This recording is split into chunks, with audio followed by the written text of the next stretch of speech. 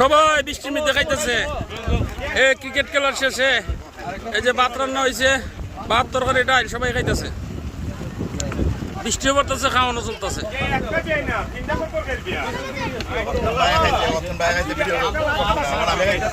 সবাই খাওয়ানো ব্যস্ত। সমুদ্র আজকে 100 রান করে লাইছে। সবাই খাওয়ানো, সবাই খাওয়ানো। আব্বাসারা যা আছে সবাই খাওয়ান নিয়ে ব্যস্ত। খেলা শেষে দেশি মুরগ, ডাল আর সাদা ভাত ধুমধারাক্কা চলতেছে সবাই। এই যে আমাদের একজন আব্দুল খাইতেছে, বাড়িতে লিছে।